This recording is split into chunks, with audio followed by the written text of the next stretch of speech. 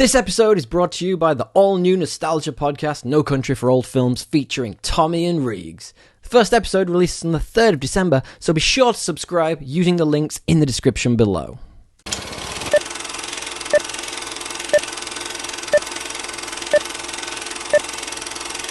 Do you remember a time when movie repeats had ad breaks? No Country for Old Films does. A time when Sunday nights meant RoboCop, edited for TV, of course. When you knew exactly when the "we'll be right back" screen would hit. When VHS tracking lines were just part of the magic. Join Tommy and Reg as we revisit the films you love. The blockbusters, the oddities, the late-night cult gems, and the sacred ritual of watching them over and over and over again. This isn't just nostalgia. This is No Country for Old Films. Hit rewind with us wherever you get your podcasts.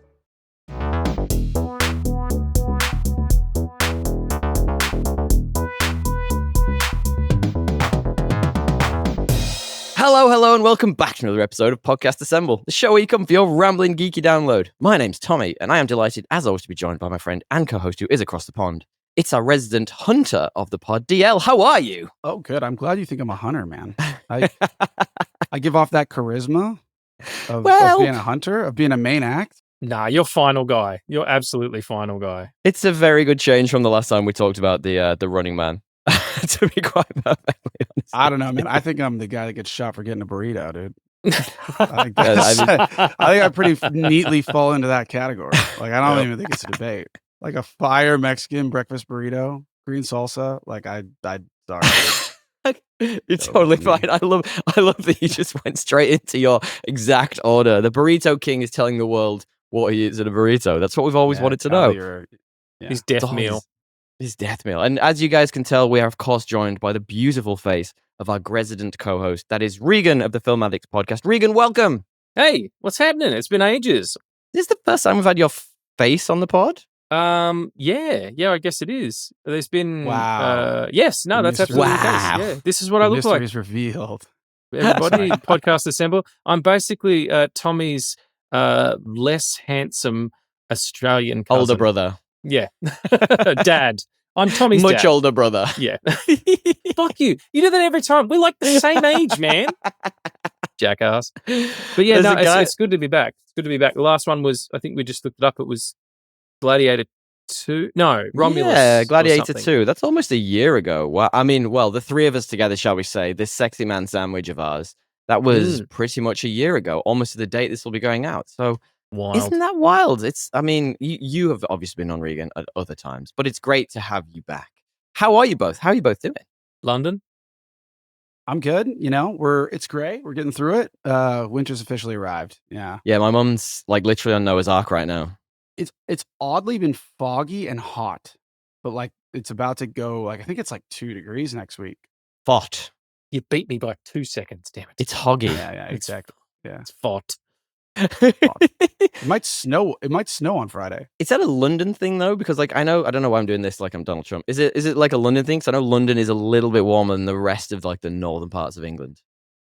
I mean, fuck do I know? Yeah, I guess. Like, I really only stay in London. It's a good argument. I think it's been a little bit of a hot spell. It looks like it's cold. You go outside your coat and you're like sweating on the tube. So I've decided to.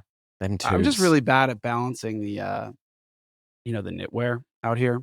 I'm either freezing or I'm sweaty. I got to figure it out. So I learned this recently about the tubes, and I am going to ask you, Regan, how you are in a moment. Sorry, I'm just talking over everyone today. I found this so interesting. So apparently the tubes in London, and I'm going to completely butcher this. I appreciate that, but apparently they were dug into what is effectively clay all those hundreds of years ago when they were created, and clay doesn't allow heat to escape. So over the hundreds of years they've been there, they've just been heating up and heating up and heating up like a pressure cooker. Did I talk about this on the podcast a few weeks ago? I feel like I did. And like they can't find a way to help the heat escape. So people are just getting gradually cooked on the ground, and not in the good way. Move. Move. It's time to move again. I think. Dre, it's time to move back. That's the start of the Christian Bale film Reign of Fire. There's fucking dragons under there, man. Move. Rah, they're cooking everybody. And then Matthew McConaughey jumps at one with an axe. Completely killing himself for no reason. That's a different movie. We'll get back to it. Silly film. Sorry, Dre, go ahead. What is that? What is that from? Reign of Fire. God, I remember that movie growing up. I forgot about it. Matthew McConaughey with a shaved head? Terrible and wonderful, and you should watch it again because I remember watching it in theaters and being super down. Like, I loved it. And then but I didn't know Matthew McConaughey was in it. Yeah. Those two things did not compute. Oh, with a shaved head as well. He can pull off all looks, that guy. He's got the musky accent. He's got a bit of everything. What's happening, Regan? How you doing over there? Look at you sitting over there looking all happy for yourselves. Being here, Melbourne. He's back, baby. Yeah. I'm raining for you too, right? Yeah, like literally just as we started, it started coming down. I'm like, what the fuck? But yeah, I've got that going on. I've got cats, twirling in my feet, and it's just a Sunday time. Oh, we love when there's cat engagement on the podcast. Bring the cats. Bring the cats. I don't know if they're not super. I'll be sure to order 5 to your house next time we record. No, and then the next time we get on a pod with him, he'll look like being stung by bees. He'll be all puffed up and shit. Fuck that! I will actually die. Please don't. Please, no one do that to me. And a podcaster was killed today by an excess of cats. Did I ever tell you the story about how I found out that I was allergic to cats? I don't tell this story particularly often, but it's because it's kind of ridiculous. I don't think you did. I must have been early 20s. We're talking like 21, 22. And I was back in my original hometown, back in the motherland. I must have been young. I must have been like early 20s. We're talking like 20, 21-ish. That kind of zone. When you're young and dumb and stupid and do dumb things to make yourself look good in front of girls. And I went on a date. The ladies. I went on a date with this girl, and it was going particularly well. She invited me back to hers to watch a movie. I couldn't tell you whether it was going to be, The Godfather or, let's say, Reign of Fire. Who knows at this point? We never got that far. So we went to the house. Probably neither if it's a date. Reign of Fire is a great date movie. I'm just giving you the spectrum of movies. Whatever. He's going to get a hand job in the middle anyway. No one's paying attention. Well, that was the point. It wasn't something that I wanted to be overly engaged in. So The Godfather would have been a bad movie to be watching at that point. So anyway, we get back there and we get to the living room, about to put a film on. Hadn't decided yet. Or if we had, I can't remember. And her brand new baby kitten runs in, which is tiny. It's, like little kid. And who doesn't want to play with a baby kitten? So cute. So picked it up, playing with it, messing around, blah, blah, blah. And then put it down, the cat runs out. And I turn around all happy and ready to watch a movie and maybe get a hand job, as Regan was hopeful for me. And she looks at me and her color drains out of her face. And she goes, "What the fuck is wrong with your face?" Everybody's favorite thing to hear when they're about to get busy. Yeah. Right. You're in the end zone. You're about to, whatever's happening. And yeah, I was like, "What are you talking about?" And then all of a sudden I realized I was rasping for breath. So I stood up and I went into the corridor and I looked at myself in the mirror. And you remember the film Hitch, right? You've seen Hitch when he has the fish and his face goes like, "Oh!" That was my face. And I'm not even shit. I mean, I didn't turn into Will Smith. That'd be weird. But my face just exploded outwards. Wow. Whatever. Allegedly. Don't hit people at the Oscars and I won't make fun of you. No. I think he never hit a woman. Completely fair. Well, it wasn't a woman he hit. Come on, guys. Anyway, look, wrapping this up. I left the house. I took a bunch of antihistamine and I literally slept for 3 days because my body just shut down and I was like, it's that serious. Never ever am I going near cats again. Yeah, so much wow. so that Dre got a hypoallergenic cat so that I could be around it and I still could not be around it. That's crazy. Isn't it? Isn't it wild? He's pretty, love you, Dre. Pretty weak. Wow. Pretty weak. Pretty weak. I am the weakest of the bunch. Literally, kittens take him out of commish. The truth is, the body works in mysterious ways. We had a friend of the pod, Ari, his little brother. I was in a fraternity in college, God forbid. And one of the guys that was you look like you would be the younger brother of our crew. One summer, for for some reason he had to take like penicillin or something. I don't remember why. Oh, For some no. medical reason. Oh, I know why. I don't know if you've ever heard, but people can be allergic to this. We all know why. Holy shit, dude! We called him the red dotted monster. He just became like a rash all over his body, but like millions of red dots. The poor bloke, dude. And it was like peak summer. We're all at the beach, and he's like, "Come." He woke up one morning. He's like, no, He's like, no, I thank went you to a very school much. on the beach. Yeah, he came out one morning. We were just like, ah! Poor What the bloke. fuck happened to that guy's head? Yeah, it was like, no, but his whole body. He looked like a Sesame Street character or something. Oh my I don't God. know. Maybe Yeah. he can be one of the Muppets when we get to our famous segment, which is if you could change everyone in this movie to Muppets but keep one human being, who would it be? He can be Yeah. one of them. That's a great Oh, idea. God. The Yeah. best. The Yeah. best. Contagia, the Muppin. The Yeah, Muppin? seriously. The Muppin. It's a different thing. Muppins are kind of like Muppets, but they're smaller and they're webbed. And red and blotchy all over. Yeah, sorry. My pill just Anyway. kicked in, so I'm ready to go. Wait, how did the table just rise up? Like, what kind of pill are we talking about? What kind of fucking loser would take ecstasy to be in a podcast? Like, really, if you got to find the fun that way, you're probably missing the point of the whole thing. I was assuming you were doing Viagra, but that's a different story. What have you? There's no one said- here. There's no what one. It's have you- me and 3 cats. You know, Sounds like a party. they're all boys. Not for me. Not for me. I would actually die. Yeah, exactly. Yeah, it's a party if you don't mind ending up in casualty, and yeah. It's like the perfect pain pleasure. It's like, yeah, I love cats, but I'm, look like someone's injected me with twisted, bro. barbiturates. This has gotten Yeah. weird really quickly. Oh, I tell you a fun thing that you guys would actually like. I did the other day. We actually went and watched a musical that I think you would both enjoy. It was the Back to the Future musical. Have you seen that advertised? I did see it advertised in the tube, and I literally was like, I'm not doing that. Yeah. I was going down the tube, and I saw, Marty, and I was like, there's no way this is gonna Fake be like Marty. a great music. Yeah, there's no way there's like original music that I really want to hear from these two. That's an interesting one. But I could be wrong. Let's hear it. Well, we got back from a holiday and we literally touched down. And when you're in that post-holiday like zenith, you're just like, the world is clear. Even work can't upset me right now. And we drove past a billboard and it was that. And I was like, that's the one thing I really want to see right now. So obviously I booked tickets on the spot. And then 2 weeks later when we got around to it, I was like, holy fuck, like what is this going to be? And I enjoyed it a lot. It was Back to the Future with some weird like show tunes. They weirdly sexualized Doc, which made me kind of uncomfortable for a lot of it. He was like weird. I can't even explain it to you. There was like this weird sexual energy to him. Apparently he's like just a random British Z-list celebrity anyway. So I was like, okay. But it's one of those things that you just do like to, like it's date night. Let's go and do a thing. He chose poorly. Yeah, I can't say that, but I say it was on the borderline. But then the partner loved it. She absolutely had a great time. So Oh, awesome. Well, because they Who knows? sexualized Doc, and that's what she's been waiting for, Yeah. She loves it. She doesn't actually love me. She just wants to see a sexualized version of Doc from Back to the Future. Like singing Yeah. Huey Lewis songs, I guess. No, it was Like, all I- original shit. I can't, dude. I cannot. I refuse. She liked it. I got a better musical for you if you want the Hit me. recommendation. What I don't know have if you I've been talked doing? about this on the pod yet. Maybe I have. Stereophonic? Is that what it's called? Oh, you mentioned it. You didn't tell us what it was.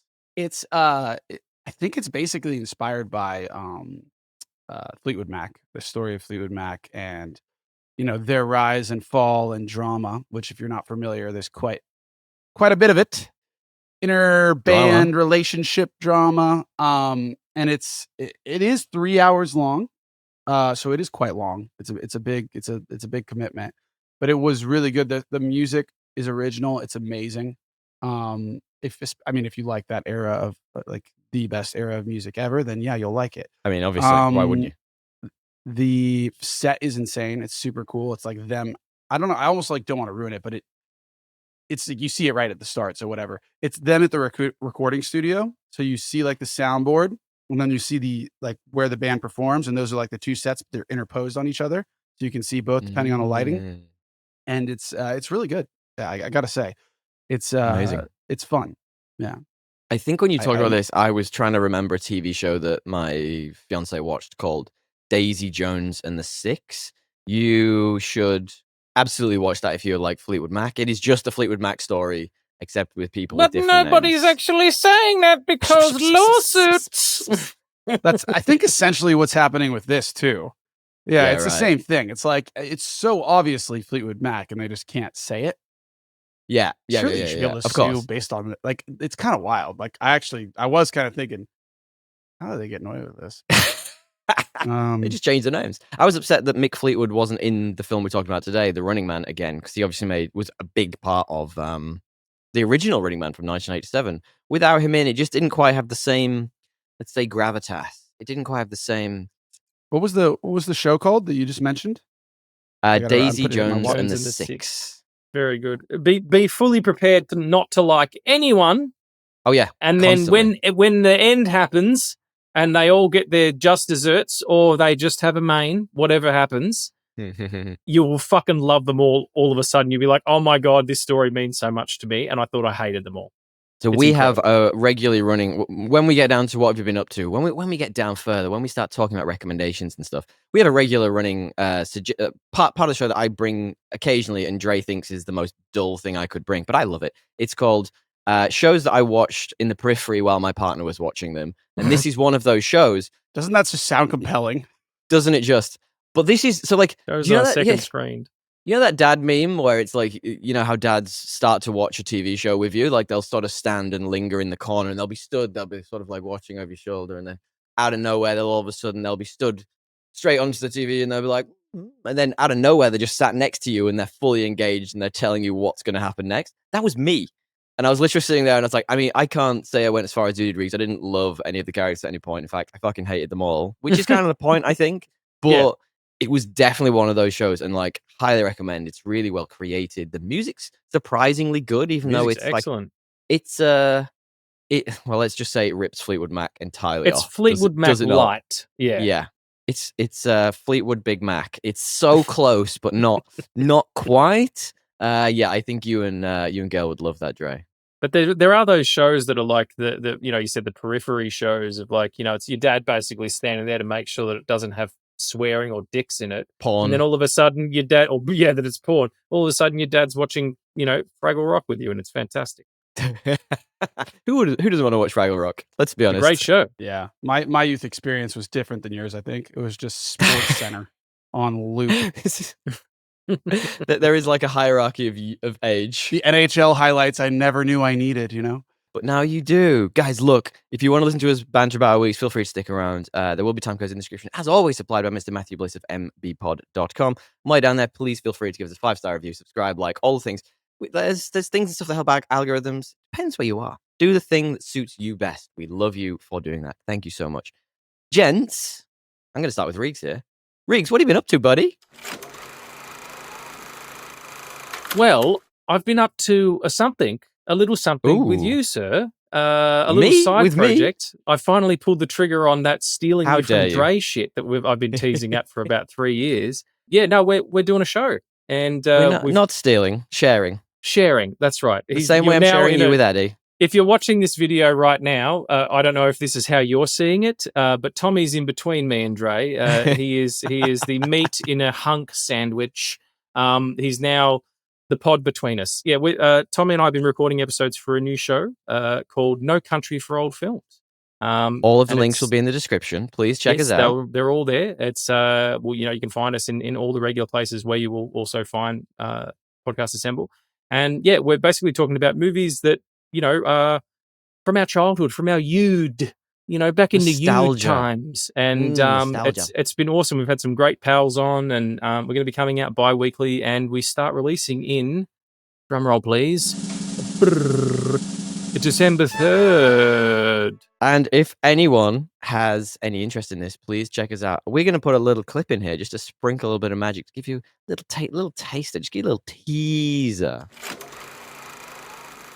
Come on, man, Tommy, I don't know. I'm starting a new show. It's a lot of work. Are we going to get people listening, and are they going to come over from our old shows? I'm fucking nervous, man. I'm really nervous. I got a I was perfect and you suck, which I think is going to be a theme for us. I was going to say I've got a boner.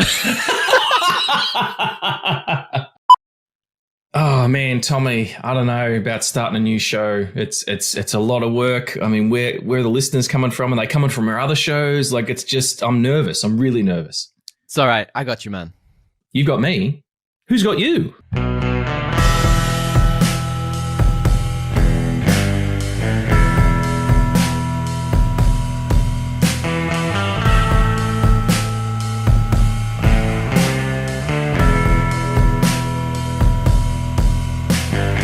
Welcome, cinema nuts, to No Country for Old Films. I'm Regs, and he's Tommy. Hello, hello. And we're discussing the films that we have watched over and over and over again. And there are just some movies that we grew up with, which we know so well that we can even remember where the ad breaks are on TV. Join us as we go further and deeper into nostalgia. But before we start, we need your help. We need it. Listener. We need your help. If you like what you're hearing, please give us a 5-star in app in your podcast capture of choice. A like and follow on YouTube. All the things we don't understand, and do the best thing you could do for us this Christmas. Give the gift of No Country for Old Films. It's fucking June. To a friend. Also, Christmas in July. We're in Australia. Fair. You can find No Country for Old Films on Instagram, TikTok, and YouTube. So come with us on this journey. Now on with the show. I want the name of this flying whatchamacallit to go with the Daily Planet like bacon and eggs. Why are you here? I'm here to fight for truth and justice in the American way. Hi there. Something wrong with the elevator? So if that didn't make it clear enough, we are talking about Superman 1978, which I have an enormous love for. But before we get into it, Tommy, what the fuck are we doing? Why are we here? Why are we here? What's going on? Well, if you know, Regan and myself have been on a podcasting journey for a number of years. You might have come here from Podcast Assembly. You might have come here from the Film Addicts podcast or any of our other fantastic projects. And we were talking. Me and Regs do talking. We do talking real good. And we were talking in the background. We do. And I was sort of thinking, we grew up at a similar time. Regs is significantly older than me, but mentally we grew up at the same time. And I was saying, there are just some movies that I remember so well from TV that I'm sure you can even remember where the ad breaks are too, right, Regs? Yeah, that was some unnecessary shade, you fucking asshole. It feels like this whole thing is just a setup to slam me for being over 40. And we've got it on film. Guys, check us out, please. I'll put all the descriptions in the links below. That doesn't make any sense. I can put all the links in the description below so you can check us out. If you like any of this nerdy nonsense, anything that we do, Dre, I hope will come on for an episode at some point soon. Has to. If you like what me and Regan do, please check us out. What else you been up to, Regs? What have I been doing? Saw The Running Man.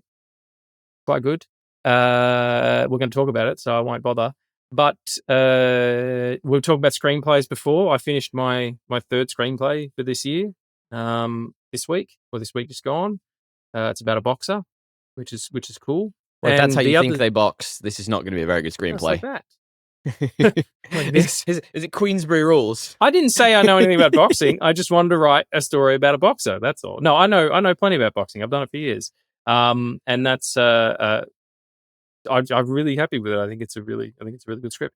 But the other thing I've been working on is a feature film called Anavasi, which is like a sort of a documentary, but sort of a drama as well. And I was brought on to just do kind of like promotional clips, like so shorts from each of the shooting days that they could use to promote the release.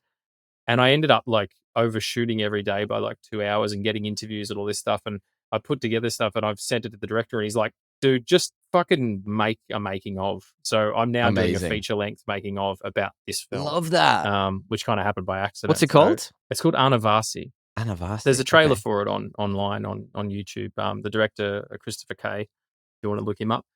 He's We made will some put really it great, in the great notes. shorts. Yeah, he's it's incredible. It's kind of sad. It comes to an end in about 2 weeks' time. We'll be finished up shooting, and it will be a very sad day. I could definitely spend a lot more time making that film with those people. They're a wonderful crew, and they've accepted me.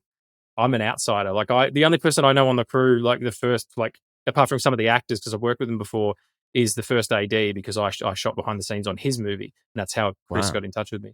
And so I met all these people cold, and they're just like, every time I turn up on set, nice. you'd think it was fucking, Jesus himself. Regs, and fucking hugs, and they're fucking making sure I did this and then that, and then checking in on me, and how you going, and looking at the footage. But behind your back, they're like, "Fuck that guy. Who the that fuck is this guy guy? is What a the see fuck you is this guy next here?" Tuesday. Like, yeah, they're super lovely. I don't think they're talking shit about me, but I tend to take people at face value. What they say is I think what they mean, which is incredibly naive. And also just realized, because my microphone isn't like yours, it doesn't come at me like it's a ready cock. It's just sitting here politely. I'm not as close to my camera. I'm closer to my camera than you guys are. So we're like babushka dolls, but for heads. It's totally fine. Please don't get that close. It's freaking me the hell out. Yeah, that's fine. I'll go back here. But yeah, that's what I've been up to. What have you been up to, Tommy? Beautiful. I've been up to a few things, actually. One thing I did, which was actually on your recommendation, Regan, was I watched a movie called LA Confidential. And very quickly afterwards realized it's got a 99% of Rotten Tomatoes. So why I've never seen this, who the fuck knows? Silly of me, but unbelievable cast, as you clearly suggested. Guy Pearce, Russell Crowe, Kevin Spacey. Back when he wasn't a bad dude. Oh, back when he was a bad dude and just no one knew about We it. just I don't didn't know know which way about that it. works. Yeah. Kim Basinger, James Cromwell, who I love, FYI. Danny DeVito. Like, what a phenomenal. They don't make films like this anymore. What's it from? Like 95? Yeah, 95, 96, something like that. Yeah. It was before Gladiator, and Gladiator was 2000. So yeah. Yeah, probably. he was definitely before Gladiator. Oh, he was. Yeah, it must have been early 90s then, because he looks much younger than Gladiator. 97. Russell Rock. There you go. Yeah. It's close. He hadn't found the buffet yet. Yes, precisely. Well, he found that after Gladiator, to be fair. Here you go. Here's the synopsis. Just listen to this. 3 detectives from Los Angeles Police Department investigate multiple homicides while unearthing the evidence and the suspects. The trial? That's not right. The case leads to corruption in their own department. It does. Oh my God. Doesn't that just not make you want to go and watch it immediately? Yeah, it is. It absolutely is a noir classic. It's beautiful. Elmore Leonard, just, one of the premier noir writers of in history, living history. And it's so melodramatic. It has more in common with Who Framed Roger Rabbit than it does Chinatown. You know what I mean? Yes. It's so big. And In a no good one way, gives though. a fuck. Yeah, like they don't care. They're like, this is absolutely what we're doing, and it's to its benefit, absolutely. I love how it packs in a bunch of what probably now are seen as tropes, but like it builds on them, and it makes you like the good cop, bad cop, the nerdy cop, and the hard man cop, and sort of putting bad guys in the cells to beat them up. Like all this stuff now, you're just like, yeah, okay, I get it. But back then, it was kind of it wasn't new, but they did this in such a fresh way, and it was also like integrated, and all the different threads of the plot all come together beautifully at the very end. It's emotional. It's great. I had a fantastic time with it. So thank you, Regan, for recommending that. And for anyone who hasn't seen this 99% on Rotten Tomatoes, you absolutely should. If that doesn't tell you enough. Fuck them. Like Tommy says, it's good. That's better rep than Rotten Tomatoes. Rotten Tomatoes can eat a bag of dicks, mate. And they do. DL, what have you been doing, buddy? What have you been up to? I'm trying to think, man. It hasn't been you mentioned, so... sorry, can I just ask, in terms of what you might have been up to, you mentioned NHL highlights before. Do you watch the hockey? I don't. It's not my top sport. So no, I haven't been watching. It's been a lot of baseball for me, given the Dodgers just won the World Series. For the second time in a row.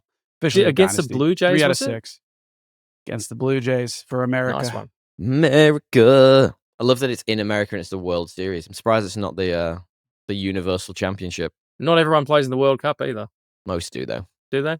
Yeah. I mean, I think it was like the best. All of the best players in Japan are on the Dodgers, so it's as worldly as it's really going to get. Close enough. Close enough. We've got literally 3 Hall of Famers from Japan. That's good.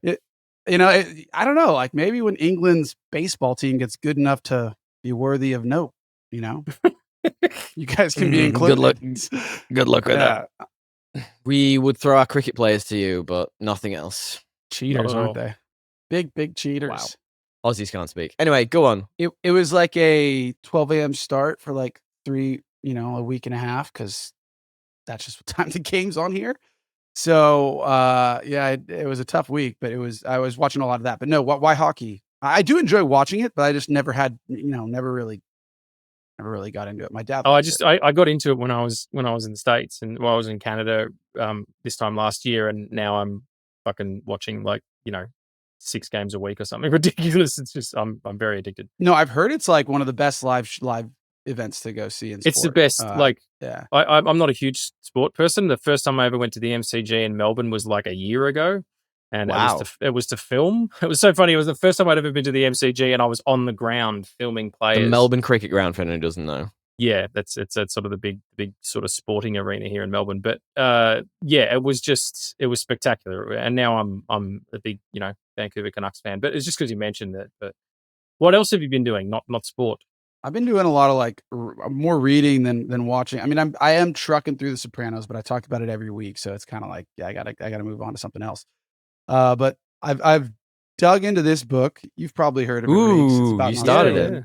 I'm like a third of the way in. It's good. It's not as easy reading as like the high fantasy drip I've been on. So it's slower, but mostly that and The Sopranos, man. I'm pretty boring. The Sopranos is so good that it's like all I want to watch. That show is responsible for so much of the TV landscape, because before that it was like sitcoms and serialized, cop shows, murder of the week kind of shit, and it actually informed the way that Prestige we understand TV storytelling now. Like you can, if you look at it as a thesis for how we now tell long-term narrative, it was Agent Zero, definitely. I think it's definitely like a watershed moment in like the golden age. If you're going to trigger off the golden age of television, you have to like kind of bring up how The Sopranos inspired like what that age has been chasing, for sure. You don't get Mad Men, you don't get Breaking Bad, you don't get Game of Thrones, none of this stuff. It just doesn't happen. We're just sticking to things like, network TV, 24 episode, CSI. Now that being said, what is the other thing I've been watching? Because I've basically re-implemented the no veto rule for the partner and I, because like what I found is we just keep watching watered down versions of what both of us might like instead of actually either of us enjoying something, because we just keep compromising. And I was like, you know what, fuck this. We're doing no veto. You pick something you really want to watch. I'll pick something. My turn tonight. And we put up with it. And so we've been watching, and it's been a pleasant surprise, the BBC show Traitor, the reality show. Have you heard of this? My mom fucking loves It's that. quite good. It's quite good. I won't let Gail know that. But like, it's all right. It's a little bit like that Wolf Among Us thing, isn't it? Yeah. Basically, I think it'd be a great, like when you're 50 and you're like, oh, let's have a birthday party. Like go rent out like a Airbnb that everyone can stay at and do like a. Why when you're 50? Do it now. I don't know. I don't know. It's too much to coordinate. Live for. But if you do, just like a murder, like a murder party, those murder mystery, those basically. Like, murder mystery party. You can kind of do those kind of things. It's essentially that, except there's like 3 traitors that they know they're traitors. No one else does, in a group of like 18 people. And week by week, the whole group has to figure out who the traitors are based off things that happen through the events. There's all these different kind of missions, and vote people off. And the traitors every night get to kill someone to put them off their trail and lower and shrink the group. It's quite fun. Good. So hang on, wait a second, Tommy. You said before, I didn't catch it. You said it's like the game Werewolf. Kinda, or The Wolf Among Us, whichever one it is. Yeah. It's a little bit like that. So like they're hiding in plain sight, basically. It's a TV show, and they do a lot of similar things to that show. So like I think they get to choose who they think is a traitor, like once a week or something, and once an episode, everybody votes, including the traitors. Right. Okay. Yeah. Exactly. So if they're right, then that traitor is ousted and that they're out. But like I think. Yeah, it's very much like The Wolf Among Us, effectively. Well, I must tell you then that those shows are based on a game called Werewolf, which is a game that you play amongst a bunch of friends. I'm not sure you're aware of it. But for people who don't know, you get 2 people picked as the werewolves, and then everybody else are villagers. Do you know the history of that game? It was, you tell it, but I have a vague idea. It was developed by a person who was studying like social sciences, and it was developed to show that an uninformed majority will always lose over an informed minority, because nobody ever wins that game. Nobody ever wins. It's the greatest game. We do it every week. We win all the time. Yeah, well, I mean, you make that joke and we bring it up now, but that's kind of what we're talking about with the Running Man. Totally. Like, totally. That's interesting. That they've made a show about it called The Traitor is fucking just, that's that could be a show on The Running Man. You know what I mean? You know, it could be a fat guy in a windmill or in a wheel thing, hamster wheel, and then The Running Man, and then that shit. That's fucked up. My dude, you have just done the best segue of all time. Thank you, Regan, because it is the absolute best segue we can have into our main topic That's what this I'm here week. for links. Guys, if there's anything we haven't talked about today that before we move on, if there is anything we haven't talked about today that you recommend, please let us know. You can find us at Podcast Assemble or thepodcastassemble@gmail.com. We've got a website, we got stuff, we're on TikTok, we're on Instagram. Send us your recommendations. We tend to bring them up when you do. DL, do you want to preface our main topic this week? It's the main topic theme. Yeah, this week we're doing The Running Man with Glenn Powell. Who's the director? I should know this, but I don't have my second screen. Edgar Wright, man. Come on. Edgar Wright. There you go. You got it, Edgar, wrong. Written by Stephen King, adapted before, as you know, if you watched we did it 2 weeks ago with Arnie. It's a story about people, a dystopian society where, depending on your rendition of it, there's a game show that's quite gnarly, almost Hunger Games-esque, where our main character, put in a position, a rock and a hard place to save his family, has to put his life on the line in a deadly kind of game. So I'll leave it at that. Okay, before we do get into this, though, DL, do you have a stupid plot summary for this film? Glenn Powell auditions for Total Recall remake number 3. I would take that. I would take that. I would Honestly, fucking watch that shit. The Colin Farrell one was shite. Awful. I would take that. Bad. Really shite. I think he should just become like he should just make remakes of Arnold Schwarzenegger films. I think he's onto something. Personally, I think he's or Tom Cruise films. Either way, like maybe he just makes remakes of like awesome. It was literally that. It was literally like that was the better version of my dumb summary. Was he's evolved from what's his name? Tom Cruise. Tom Cruise remakes to Arnie remakes, and I can't wait to see where he goes next. Stallone? Maybe, yeah, maybe. It's funny though, because you give him in the book, like he's supposed to be this kind of like, the character of Ben is supposed to be this kind of weedy, workaday kind of guy. And like, okay, yeah, you look at Glenn Powell and you're like, that's definitely more the case than with Arnie. But then there's a couple of like parts of this movie where he's completely nude, and the dude looks like in better shape than Arnie ever was. Like, what are you talking about? Nah, never. Arnie was less roids. Nah, yes. Yeah, exactly. Well, I mean, there's probably some human growth hormone going on. I think HGH is different than roids. That's very true. Especially those 80s roids. That was some serious shit. That was a Russian rocket fuel roids. Yeah. Like smack it here. You put it up your ass and have to chew it. Like, it's fucked What's up. your stupid plot summary, Riggs? Come on, don't talk about chewing with your ass. I've got two as normal. I've got a real one and a short one. So the real one is, in a world where the media is corrupt, the government conspires with it to feed people stupidity and meaninglessness. The class divide becomes wider and wider with every passing day, and the poor suffer most under a failing health system. They've remade The Running Man with the dude from Twisters. And the other one is, I thought you were going to say, and they have to go and watch this movie. I thought that was a stupid plot and summary. now they're being made to watch the fucking Running Man. Yeah, that's probably a better one. Yeah, I thought that was a stupid plot summary. That was where I was going. I was getting close. And the short one is, Glenn Powell can fucking get it. That guy is an absolute dish, and what a movie star. We were talking about this just the other day. If you top 3 movie stars that you would sleep with if you as a dude. Go. Were we talking about this? I don't think we were. Not us. me with other people off screen. Other friends. Top 3 dudes. Go. Glenn Powell's obviously in there, surely. Yeah, probably. Yeah, Glenn Powell, probably. I'm an Idris Elba kind of guy. Just saying. I really like Colin Farrell. He seems like he'd be a very gentle lover, and Michael J. Fox, because I want to know. I mean, he's got built-in batteries. He would just do it all for you nowadays. Yes, that was the joke.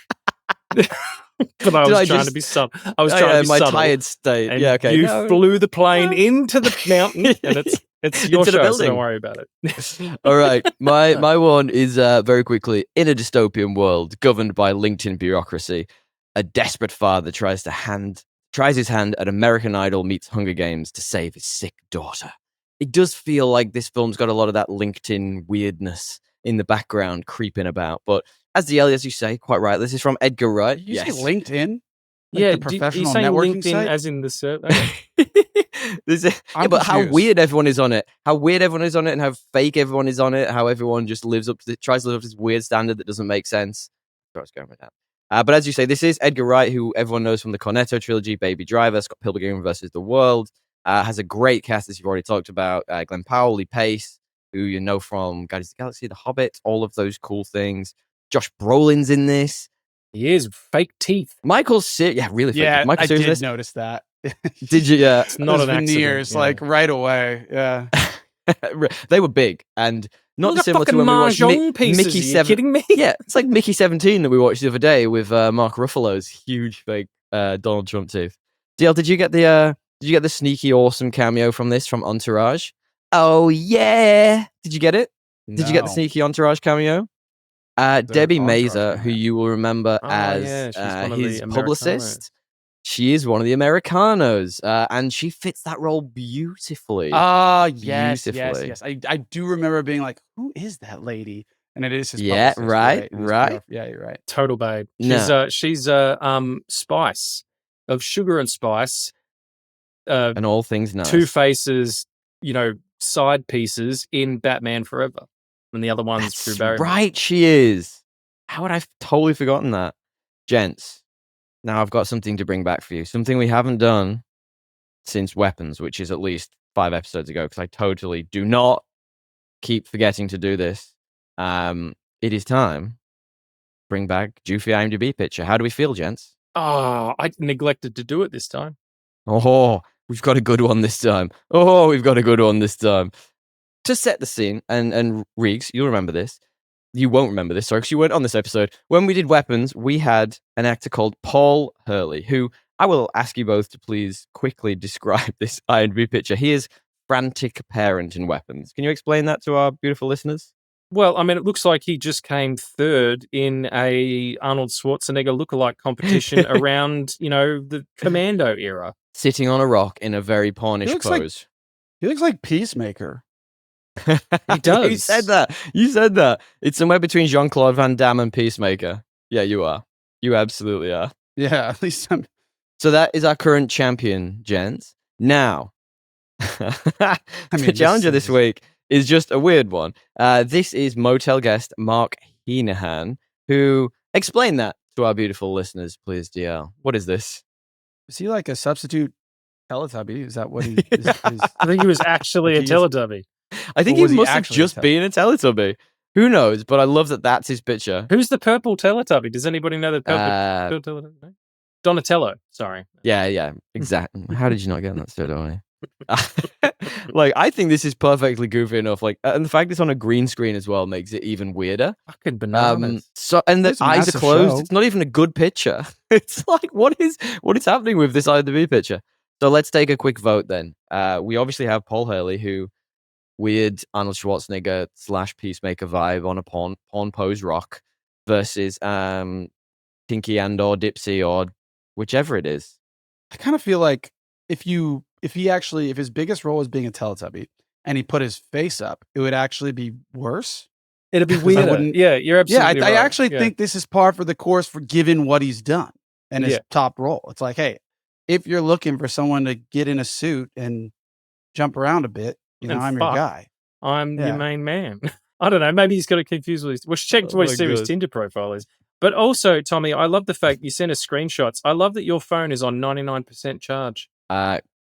It was at the time. I promise you it was. I don't know about now. I don't know why I enjoyed that so much. I'm like, he's got his phone charged all the way up at What 7 a psychopath. PM. What Yeah, the I do it for the pod so he doesn't die while I'm halfway through I recording know, but with it's you. just Of that's course. like you're a serious podcaster. Some people are am. like, oh fuck, I my am phone's going to serious. die, and they've got to go and plug it in. The name's Serious.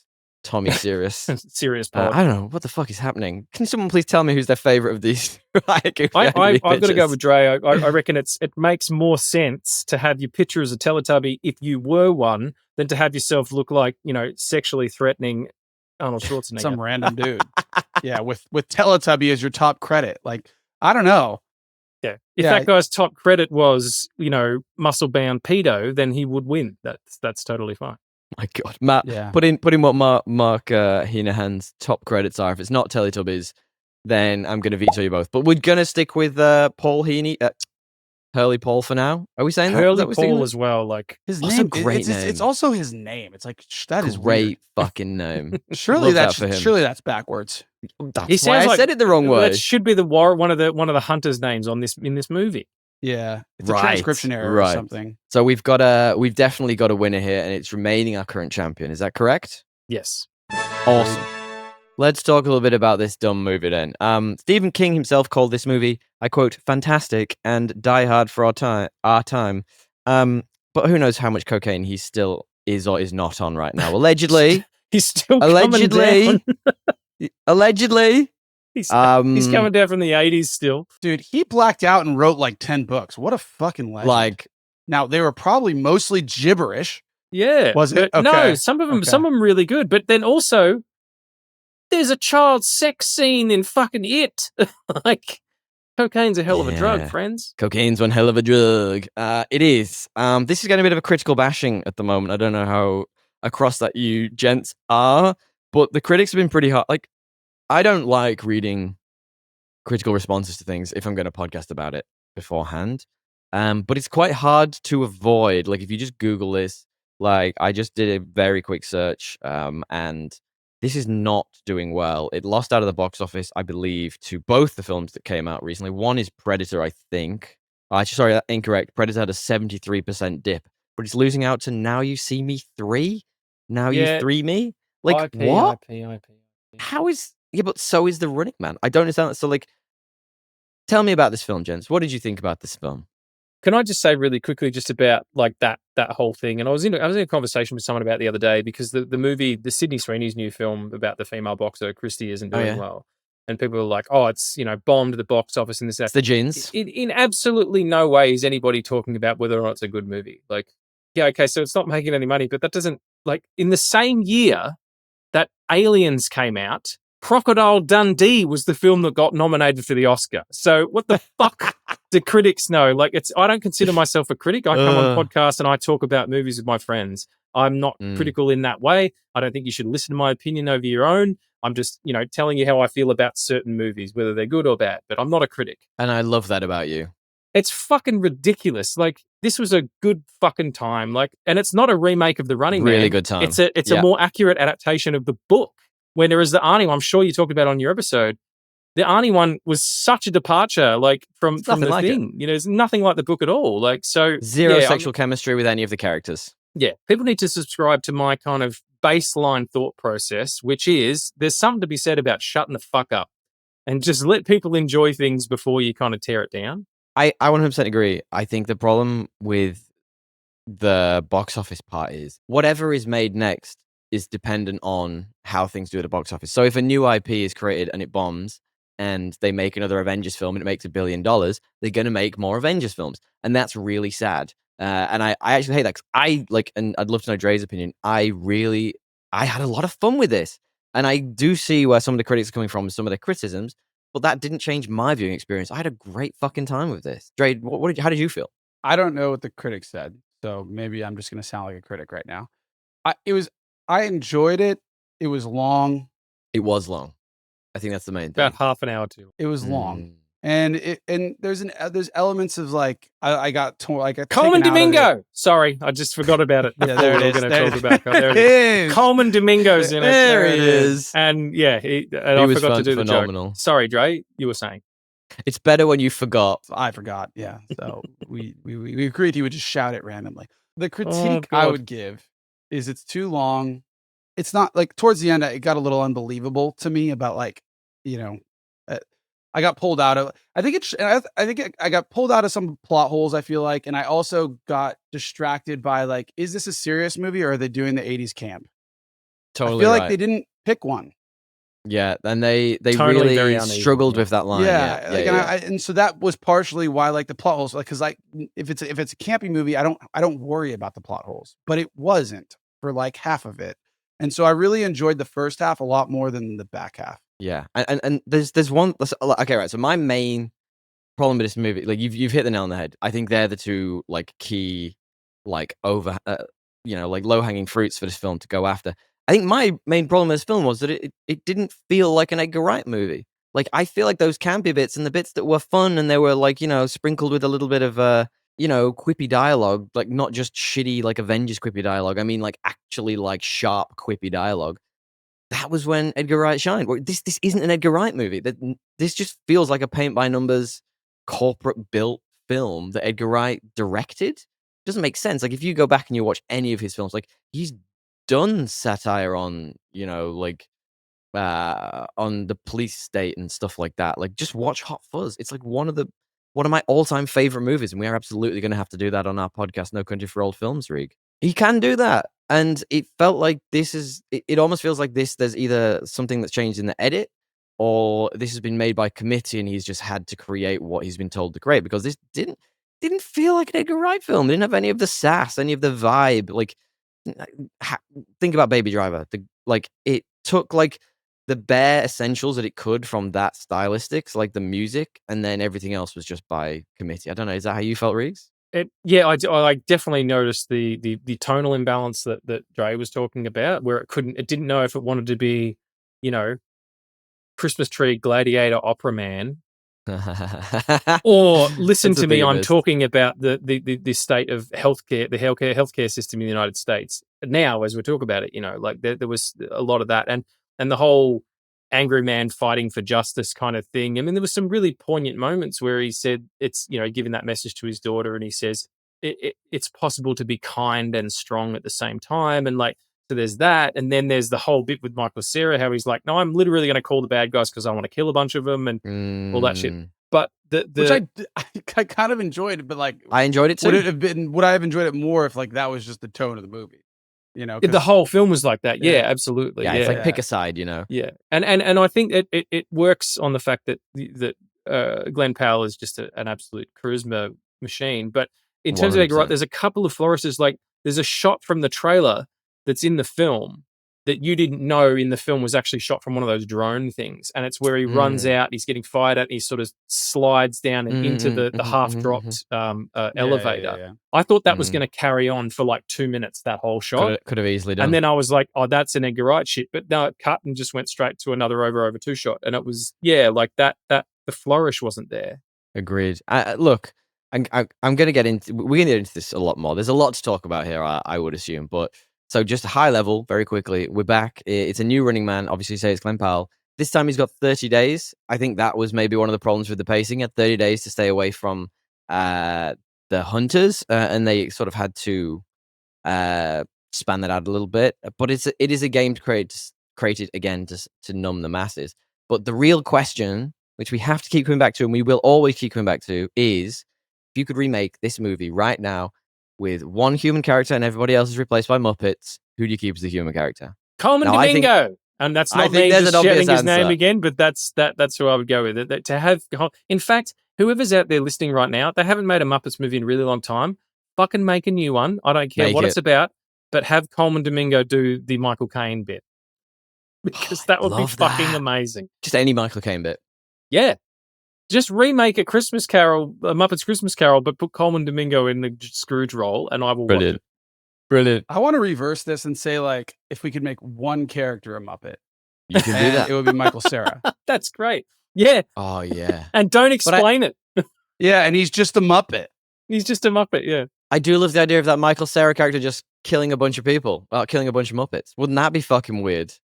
No. If he's a Muppet if he's a person killing a bunch of people, that would be wait, wrong way around. I think the Muppet thing is more just like it's more surgical. It's like if everybody's a Muppet the whole movie and then he's just killing them, it loses its effect. Whereas if he's a Muppet and everyone's all normal, and then all of a sudden there's just a Muppet and he's Michael Cera, I don't know if I just think that would hit better. But and then Glenn Powell turns up and he's sort of like knocking, the door opens and there's no one there, and Glenn Powell looks down and his eyelid shifts. So there's a Muppet. I've been waiting for you. Come in. Yeah, I'm a Muppet.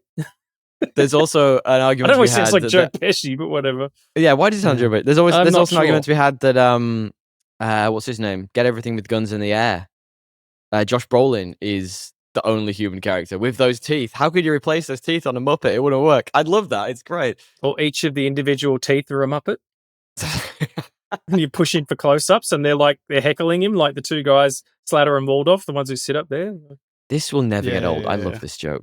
I would say one thing about this film is that it doesn't go far enough into the satirical nature or the bite of Stephen King's,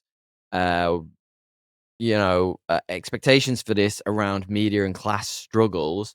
Like, I think it tries, and I think it tells you it's trying to do that, but it doesn't do that. Do you know what I mean? I feel like Glenn Powell has a lot of monologues or dialogues where he's talking about these class struggles and the stuff that's happening, but it doesn't do enough to really represent it for me, like other than a few shots of a few people who aren't having a hard time.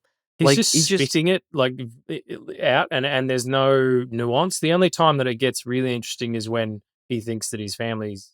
Sorry, we're doing spoilers? No. We're not doing spoilers. Not yet. You know the part at the end where he learns a piece of information that we don't have yet? And he loses his fucking mind and smashes the TV, and then there's the girl there, and she's like, "What happened?" And he's like sitting there like this. Like that was the only time I really felt the scene right before the plane scene in the trailer where everything goes hell for leather. That girl bugged me so much, by the way. Oh my god! What the fuck? Like to introduce that whole sequence was with 30 minutes to go. That whole sequence was just terrible. Yeah. Dire.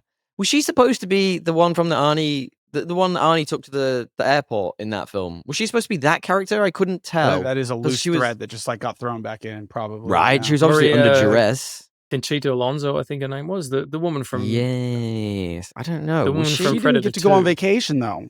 So. No, she... No. Do you think he tried to remake like a cult classic? How do you think this has gone here, right? Like, and going back to what you're talking about, Dre, you made a really salient point around, they didn't get the tone right. Do you think there was like half the camp who were like, we just need to remake the 1987 version. And there was half a camp who were like, we need to stick close to the books. And they couldn't find an impasse, so they just tried to slam the two together and hope for the best. Like, probably. Have you read the book? I haven't read it, so I couldn't tell you what that tone should be. I've watched a very thrilling video about it, 20-minute video on it, telling me exactly what I need to know about the book. And it's just like, the whole thing is just like, there's just a picture of Stephen King, the top of his head, and he's just going... for like 20 minutes, and then some guy then goes like, yeah, I guess it's about class struggles and stuff, That sounds aggressive. I also love the idea that you're like, no, I didn't read the book.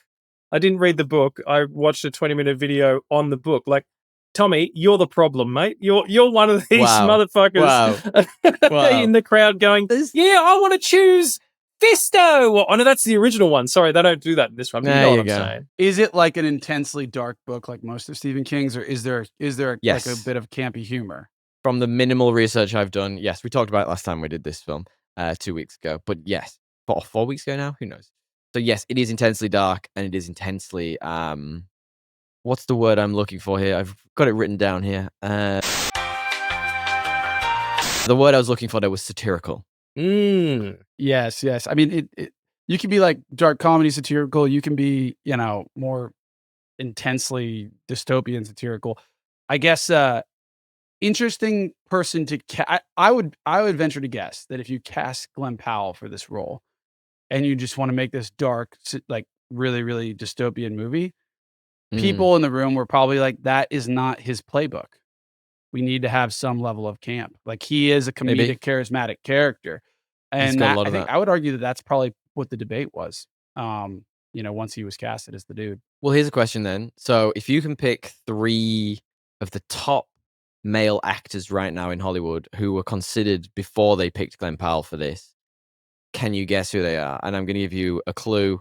2 of the 3 are in Marvel films, and one of them is coming up in a Star Wars film. So Ryan Gosling. Correct. Gosling, yeah. Probably Chris Evans and Chris Hemsworth. Correct. All 3 of those were considered for this role for him.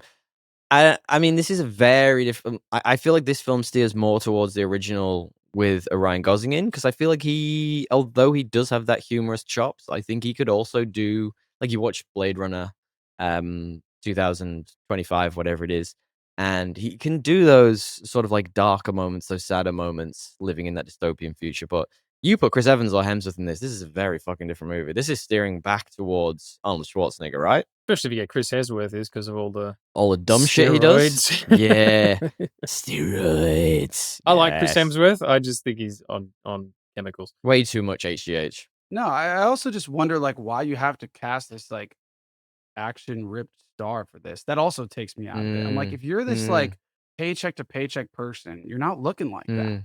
Not You're a getting chance. by on like wit and guile and like your understanding of the underworld. You're not getting by because you got big muscles and can fight. And so that part of it takes it out of for me of this movie. Like, I don't know. 100% Maybe agree. there's just been so many of these like Hunger Games style us against the media. The trope, it's not that I don't care for it. It's that like I need someone to do it better. And it's not some action hero. Like that's Do just better. not gonna make me interested. Like I don't know. All these like all these Hollywood movies, like I have a tough time with them now. They're very cut. Like they all are 30 minutes too long. They all have like, you know, the same cut and jib of like their story they're trying to push, which is like the ultimate utilitarians down on some person, and that person is never believably oppressed. Like True. it's tough for me to get into these narratives, to be honest. I do find I'm well distracted here. I'm glad it's not in the room with me because I would die, as we've already worked out. I completely agree with that, and I also the irony is not lost on anyone that the people making these movies, or at least the people sanctioning them at the top level, are part of the problem.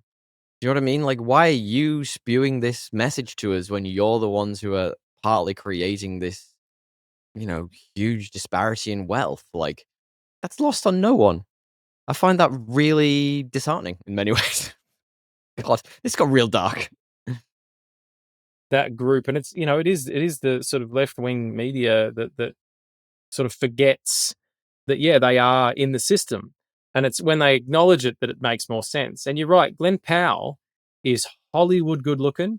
There is absolutely no way if he couldn't afford meds for his kid that he would be able to have the calorie intake he needs in order to maintain that shape. So you would have been better to cast someone like DJ Qualls or like some little tiny little whip of a dude who really had. They made a film recently with Remy Malek called The Amateur or The Amateur. Sorry, hated it, by the way. Yeah, well, I mean, I don't particularly like Remy Malek, but just I'm saying like you need to put someone in that role who isn't. You can't put a person in that role who looks like they're going to succeed just based on purely on that. You need someone in there who people can be like if you were to make that movie, this version of this movie back in 87, instead of Arnie, you would have cast fucking like Gene Hackman. You know what I mean? Or someone of that time period or a tiny little Al Pacino. Like, and then would have been really interesting. Hooah! Yeah, and I guess like it's a different debate because like obviously they're trying to make money. Yeah, of course. Glenn Powell's going to attract the audience, but I guess part of me now is like, all right, Glenn, I'm ready for you to elevate your game. Like I'm ready for you to not be the Ryan Reynolds of Hollywood. Like, and I want you to go. I mean, that doesn't always work though. Now I want you to go be more like the guy who's in Frankenstein. Jacob Elordi. Don't go full Jacob. But meet him halfway and try something a bit different, because Jacob's a bit wild. I got total respect. He does some wild shit. I reckon he's excellent. He is basically like the new Heath Ledger. Like he's Australian. I'd like him to double his movie count so I see more. He is, I know there's definitely more to be done, but I just feel like when you hear him talk about the craft of acting. When he's like talking about being in makeup for 11 hours and they're like, wasn't that hard? And he's like, no, it's the perfect amount of time for me to forget all of this and just be the character. I'm like, I love that, He's too tall for this role, but he would be great. Like a shrunk down version of him, like you use like Shrinky on Photoshop. That's the perfect person for this role, in my opinion. A shrunk down Jacob Elordi. Yeah, exactly. Yeah. You just trim him in post.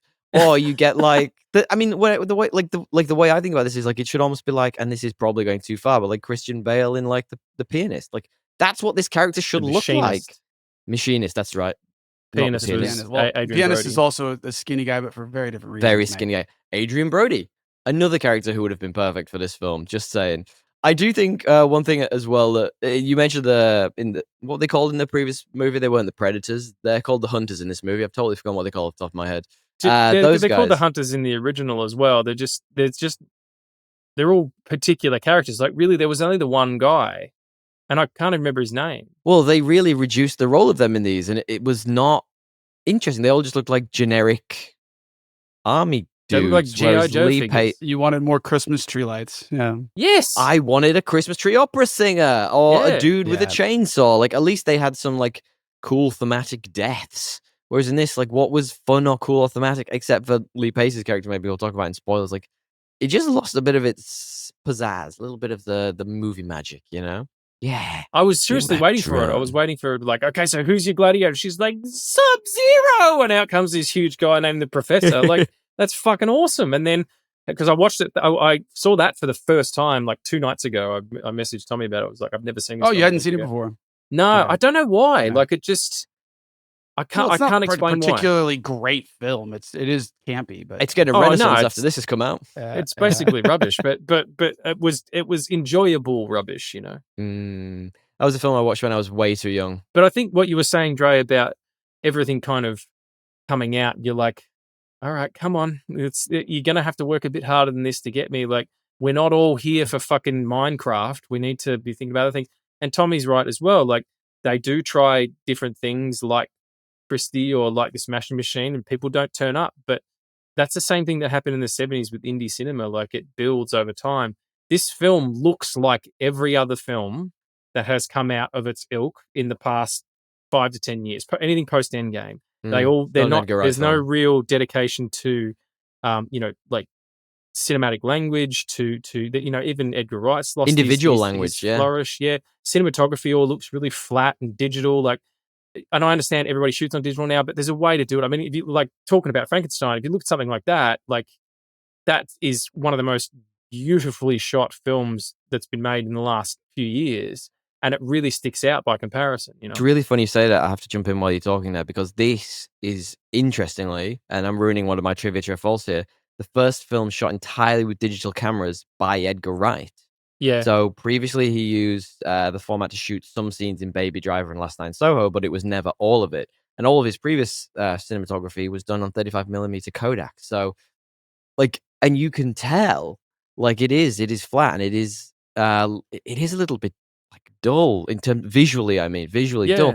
I guess the thing that did stand out for me and worked for me though that maybe sets this apart a little bit is the Glenn Powell trying to do his best Tom Cruise impression. He did a lot of his own stunts practically, which is, I think, great. Like, more of that, please. You know, like the bit where he falls into like the underground. Great, love seeing that. Love seeing an actor really dedicated. I don't want people to get hurt, a la Brendan Fraser.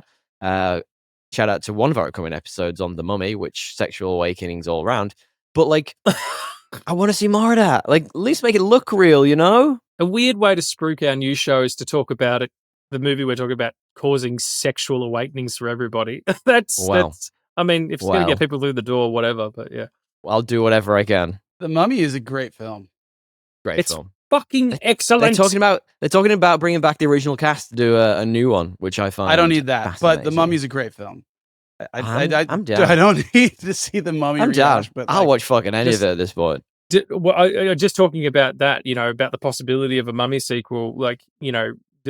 When I was on the set of this film the other day, the film I was talking about, and I was talking to the director, and they were mentioning that, and he's like, "Nah, I don't know," and I was like, "Nah, it should be good." He's like, there has been no case where I've heard about a sequel 30 years later. Actually, we were talking about Spaceballs, where a film 30 years later was happening, and he's like, "Oh, that'll be good." And then I was like, "What about Maverick?" Top Gun. Yeah, that's exactly what I went to as well, but he hadn't seen it, so he hadn't seen the original one though. It's literally the only one. Like, name another. I cannot. Yeah, I couldn't. Another. I was thinking about it for all day. What about Blade Runner 2025, whatever it's called? To be fair, okay, that's another. It didn't do great. Like, I'm not saying it did, but like we're back to Regan's original point. Like, sometimes it doesn't matter about the box office. Sometimes the quality of the film stands up for itself, and there are films out there that can do that. You did name another. But I think the difference. I win. The difference is there. Like, Blade Runner didn't have 4 other sequels. Like, you know, Blade Runner was one movie, and this was basically like a play on that one movie, a cult classic. Like, I feel like you've got the well has run dry on The Mummy. Like, they've done 5 of them. I mean, you could say that. And they did like 6 sequels to the fucking there was the Scorpion King, like, and then he got the Oldham films. Yeah, crazy. I don't think so. Too much. I don't think so. Too much. So question though, Rick, this is for you. I mean, we're kind of dragging on here, but do you need $110 million to make this movie? Like, I just don't accept this premise that, like, I agree. we can't have blockbuster movies that are made for cheaper that then make more money. Like, what I Yeah, look at like this, they're probably paying Glenn Powell like $15 million for this film. Just cast somebody else, cut the budget, you'll make double the amount of money and you can make a better film. Like, I'm a bad judge though because I don't work on a big scale like that. Like I really don't know. I would say no, but like when I work on a film, it's me and a camera assistant, and that's about it. But in terms of that kind of money, where does it go? the Where does it go? Where does the money go? yeah, like in terms of marketing, you cut trailers, you cut teasers and things like that, and people do it for you. Like you put it online and people share that shit. Like back in the day, you'd have to. Why the fuck they still put the movie posters on the sides of buses?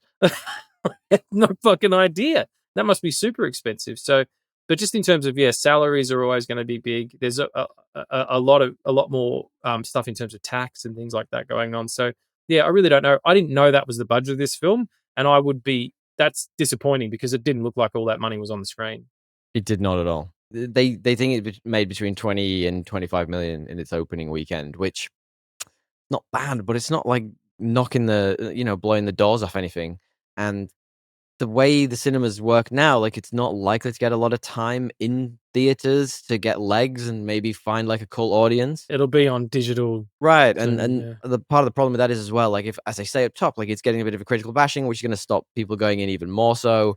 So like it's like where's that 100 million gone, man? It's just down the drain. I did like some of the performances though, just throwing it out there before we check on.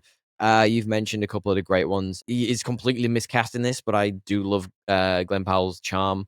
I really liked Lee Pace in this, who was he was one of the hunters. Fantastic performance. And we'll talk about him just a little bit in spoilers, I think. And Coleman Domingo, who we've shouted about more. Great in this. Like, phenomenal. Like, he took on that role from the original film, and who's probably the best character in that original film. Sort of like, I know they've split it out here. They've given half to Josh Brolin, half to Coleman, but like, I think they both have like a sinisterness and darkness that I really enjoyed. Yeah. We've really shown this film for a film that we all enjoyed. Yeah. I find that really strange. He in particular, like the bad characters are the ones who were, more interesting in this than what was going on. Because I mean, as much as you kind of give a shit about Glenn Powell's fighting for his dirter, that they have no life outside of that. Like the wife and she's martyred and all that kind of stuff. But it's just it was a bit weak. And look, we're going to talk a little bit more about this very quickly in spoilers. But there was one thing. So there is a big theme in this movie. Actually, we're leaning into tones of themes. Let's talk about tones of themes anyway. There's a big theme in this around deepfakes and what you can believe and what you see. And, they play with that during the film, and they things happen in the film that are then reversed later on, or are they reversed? And they play a lot with that perspective. But I got to a point where I was like, it wasn't like the original, the 1997 version. Like they were very quick to like cut to a thing and be like, "Oh, well, this is actually we're doing it in the background. We're changing this."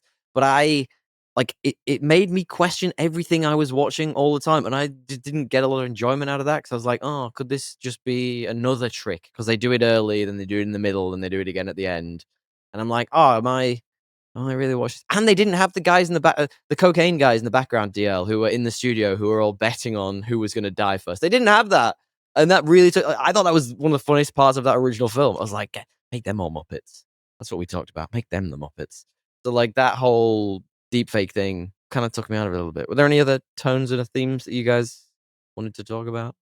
Jam with me on a little bit, bit of jazz. I don't know where that came from. Bit of jazz. Bit of jamming conversation. Well, I have a question for Dre then. The way that, I mean, I know you haven't lived there in a while, but the American health system isn't great. It's a lot of it's privatized, and it doesn't serve the people in the way that a health system probably should. Do you find that it was fairly damning of what's the way the situation that they're in now over there, or are you too disconnected?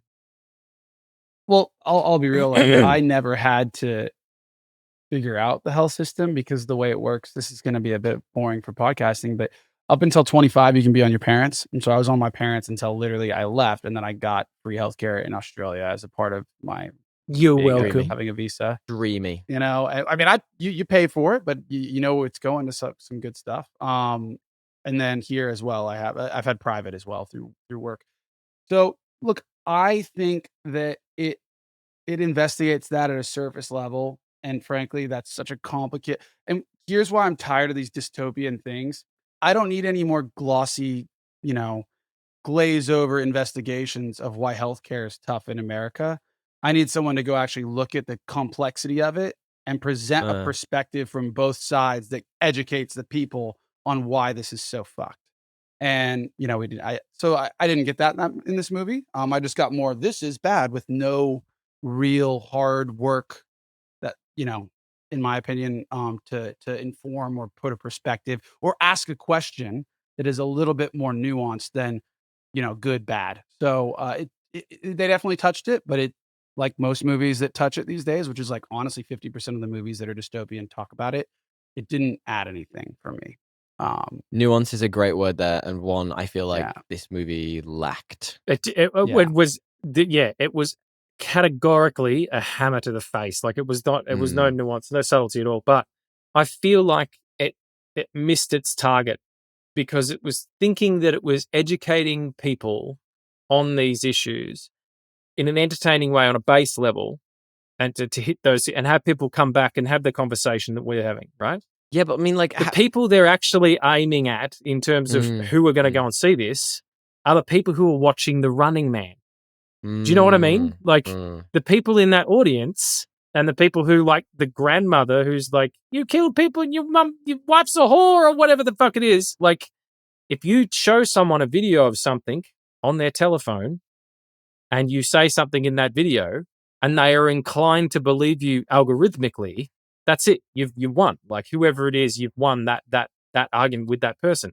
So I feel like a movie like this isn't going to open eyes. Most people are just sitting there shoveling food in their mouth going, I hope he takes his fucking pants off again. Or, like, you know what I mean? Like they're not. That's a more interesting way to investigate it. Like I think naked. Yes. Yeah. Naked pants off with popcorn. My Sundays. Let's do it. Now, like I would have been more intrigued to like there's an interesting storyline there where they didn't nail it, but it's the people that are watching it are the ones with the healthcare problems, right? And how do I see that, you know, in a more subtle way than, you know, through the nuance, like through the perspective of the viewers of The Running Man and how they're being compromised both by the algorithm and by and everyday life that they, you know, the struggles they go through, where they're the ones being implicated and they're also the ones rooting for it, right? Because that's a more interesting take. Like clearly Glenn Powell has a reason to do this, right? They've architected this scenario where he's got a dying daughter and his only way out is to do The Running Man. Of course he's going to do it, right? But why are these other people rooting for it when they are the victims of society and why are they rooting for it? You know, like that's an interestingly interestingly do that better in the first film. I think the propaganda angle of 100%. They touch on it in this and they do a job of it, but they don't do a great job. You're absolutely right. Like the nuance wasn't there. I just think it was lacking a lot of some tact. You know, it didn't hit all the mark for me. So, question then, gents. What we always do is we talk about 3 best and 3 worst, which is 3 reasons why you want to watch this non-spoilers and 3 reasons why you might want to watch this non-spoilers before we get into it. DL, you got one? We'll do one each. Why not? My best. I really liked the way they did the one thing I do think they did well was that tie into, you know, TikTok algorithm sub conspiracy culture where independent journalism is no longer tied to a paid entity. Like it's this, like I really actually liked their application of that. I think, you know, independent journalism now is a lot of people that are basically, and we'll see how it changes because the algorithms do drive a lot of, you know, monetization of that. But it's people that make, you know, a lot of really, really interesting videos about things people aren't talking about that are really, really well researched. And that's what I think journalism used to be. And I forget the character's name, but midway through, he links up with the Underground, who's basically got the equivalent of like a really, really interesting TikTok conspiracy page that's spitting facts via VHS, but yeah, or YouTube. I enjoyed that part of it. I enjoyed that character as Yeah, I well. like that too. What did they call him? The Apollo. I can't remember now. I can't remember. Yeah, I'm the one who fucking He popped saw it in a today couple of too. times. He was great. Yeah, I tend to agree actually that the part of it that felt most prescient was the wholesale brainwashing of, your everyday person who has a telephone and who has a TV, and how we think that we're not affected by that. You know what I mean? It's like someone says Cheerios, and then you hear something about it, and then it just comes up on your phone, and all of a sudden you want Cheerios. It's like it's not a mistake that that's happening. I'm not a huge conspiracy theorist. I kind of live in the same vein as Grant Morrison. I don't think we're smart enough to get as nefarious as this film is saying that we are in terms of conspiracies and things like that. But yeah, the idea that there are people out there going, no, hang on a second, let's pull the veil back, let's squeegee our third eye and Bill Hicks this shit, then that's sort of. But again, like you were saying, Drake, it just scratches the surface of what you want to see there, and then moves on to Glenn Powell's juicy ass, which is also another great reason to see this picture. I'm deep in my conspiracy theory era right now. It's all happening for me. Like, I love it. My YouTube algorithm is full of that shit. So I might be the audience for this. I love that you both went deep in the weeds of this and getting into the real thematics of it. That's great. Well, I'm just gonna say I really like that Glenn Powell did his own stunt because he's pretty. I did enjoy that actually. I thought it was really cool he did that. So do you have a worst, DL? How did I not name what's his name is the best, by the way, that Michael Cera cameo? I actually quite liked that. He wasn't really a cameo. He was in a lot of the film. Shit. Yeah. A good 20 minutes he was in it. Come to me. Yeah, but 20 minutes in like a 2-hour and 2.5-hour movie. I guess it wasn't a cameo. It was a bit more than a cameo. It was a supporting role. He's probably like, fuck yes, some work. Amazing. What did I not like? Rapid fire. Let's do this. The last 45 minutes. pretty good. Totally fair. No, that part with the girl thrown in where he's like trying to prove it seems like they tried to like squeeze in a whole plot line of plot into like a 20-minute Prius ride. Oh yeah. And I hated that. Unnecessary. Yeah. Totally Like necessary. the whole theme that they're like, oh, we forgot about this theme. We need to get people to like him. And it all happened in a 20-minute Uber ride in a Prius. Yeah. And it happens to be like a pretty young girl who's singing along to the Kardashian proxies and doing her makeup and all that stuff. I'm like, all right, we get it. We know what you're talking about. Like, you don't have to be that fucking obvious. It's too on the nose. But for me, it was the length as well, yeah. But it's also the toothlessness of the ending, and we'll get to that in spoilers. Like, I feel like there's a version of this where it ends, and I'm just like, holy shit, they're going to do that. And then I don't know how the book ends though, so I'm not sure. Well, we'll talk about that. So mine is somewhere between the fetch questy feeling of this. Like, there was definitely a problem with it in that Sorry, can you say what that was? What? A quest? Fetch questiness. Like in a video game, you go on a quest. Sure. Someone talks to you, you go and do a thing, you go back to them. Someone talks to you, you go and do a thing, you come back. Like, he felt like he just fell into members of the Resistance super easily by accident all the time. And then he was off to do a thing for them or with them. And then he fell into another one. And then he went off to do the next thing. And I was like, it's too coincidental that he's going to fall into these people. If everyone is brainwashed, mind-washed, why would they just be falling into these people by accident so easily? That didn't make sense to me. But really, I think my main worst is that this is the corporatized version of an Edgar Wright film, and I'm really sad about that. Yeah. I hoped he would be the one holding out, but he absolutely wasn't. So quickly then, can you both guess for me the current IMDb score for this? Well, by the sounds of it, it's not doing great. What is it? What is IMDb out of again? Out of 10. It's a point something. 6.2. Deal? I think he probably nailed it. So I'll just go 6-1, 1 under. Ooh, it's actually 6.8, which... Oh, wow. Better than I thought. I'm surprised by, let's say that much. Can you then guess for me the Rotten Tomatoes score? 72. 72. We got a 72. What are you going to go with? 64. It is exactly 64. That is a fucking great shout. I'm real surprised. You win another episode of No Country for Old Films that we'll record next week. So you get the best gift. Finally, can you guess me the Letterboxd score, which is always 3.6, but never 3.6 out of 5? I think it is like it's 3.4 or something. I think I threw it there today. Yeah. 3-2.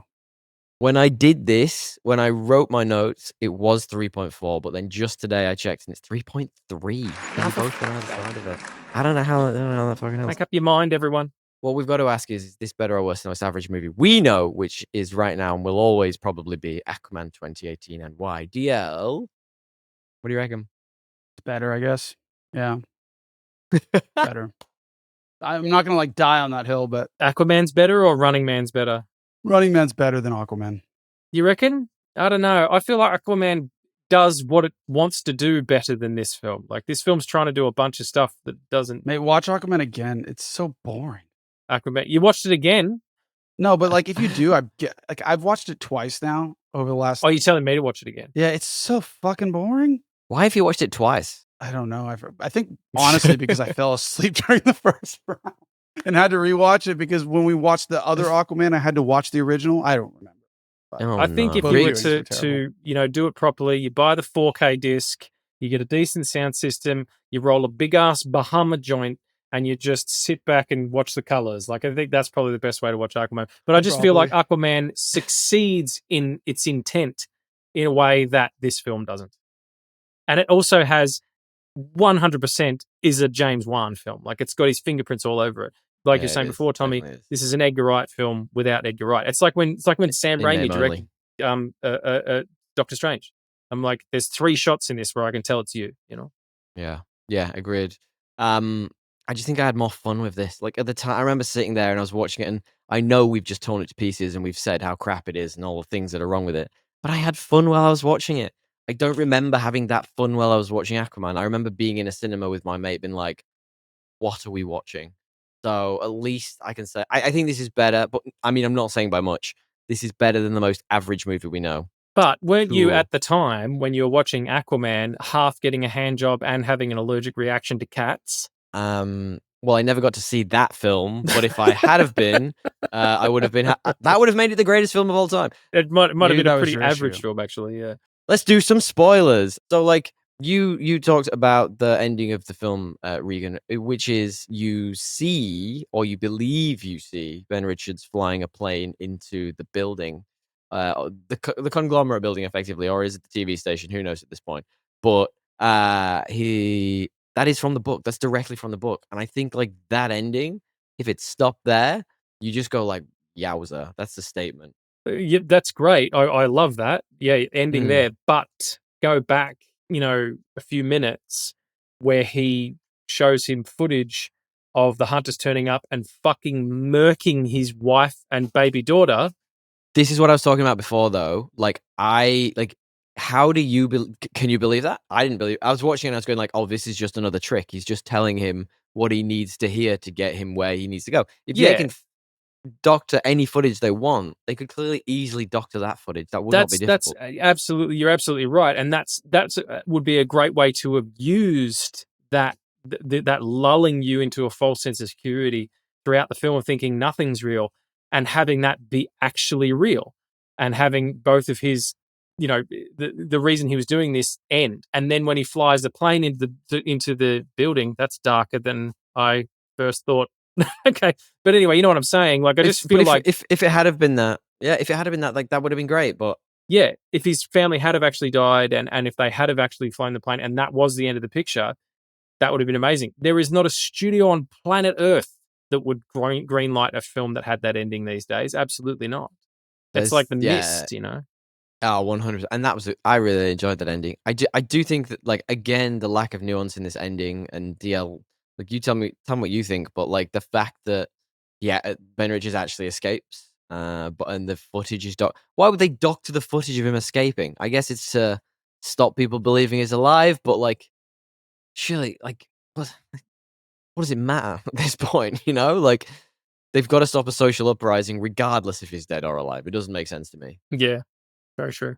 I don't know. I think there's a little bit of they could have done something. I didn't like the whole like bow way it ended, where it's like, oh, he's taking over and he individually shoots. Basically, we see spoilers. We see him kind of back and avenge the whole win the game essentially and go kill what's the guy's name? Kieran or Killian.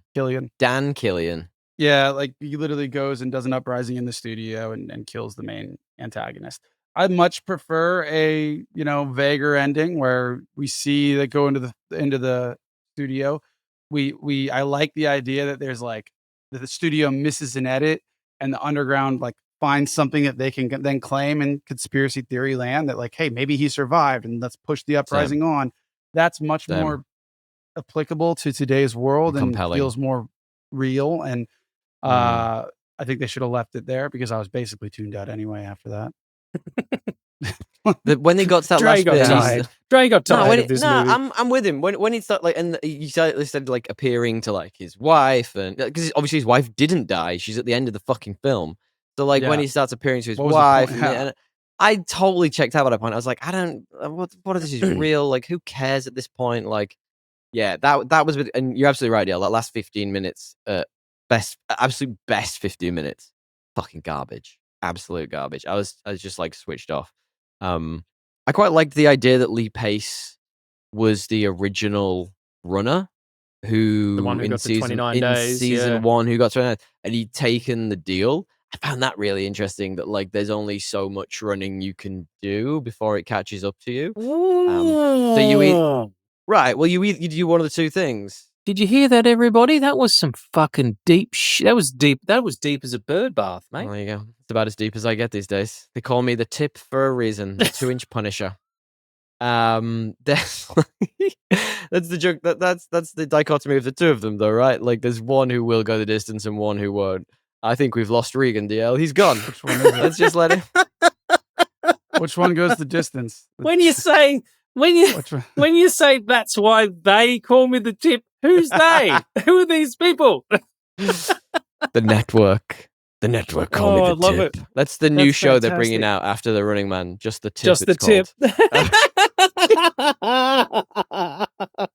DL is not having any of this. He's tired. He's not having any of this. No, chat I right get now. it. I'm just, Sorry. I know all about the tip.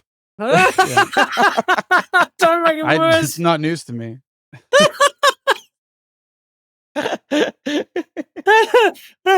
show hasn't even come out. It's already got a critic. Okay. I love it. Wait a minute. I fucking love it. Oh my god, what was I even saying? Lee Pace can't hack it, and Ben Richards goes the full 9 yards. Is that what I was trying to say? Sorry. I don't fucking know anymore.